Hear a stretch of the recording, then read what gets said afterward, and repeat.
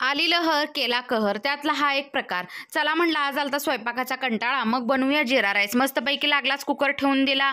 2 चमचे तेल घातलं, भरपूर असं जिरं घातलं, तिखटवाली मिरची तडतडली ना मिरची, मग लगेच आपला तांदूळ व्यवस्थित त्याच्यामध्ये टाकून द्यायचा. व्यवस्थित सगळं मिक्स तांदूळ करून घ्यायचा.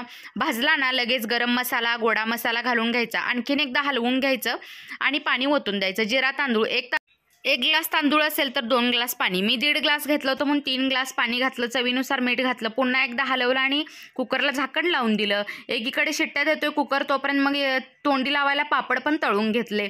सगळंच झालं तोपर्यंत कुकर पण रेडी झालता. उघडून बघतोय तर आहा काय घमघमाट सुटला होता तुम्हाला सांगू.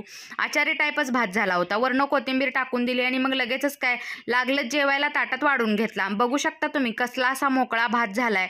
वरनं तुपाची धार सोडली, लिंबू पिळून घेतला, सोबतच पापड. चिंचुगुळाची आमटी पण ह्याच्यासोबत भारी लागते बरं का. कुणाकुणाला आवडला हो आ करा आणि चॅनलला सबस्क्राईब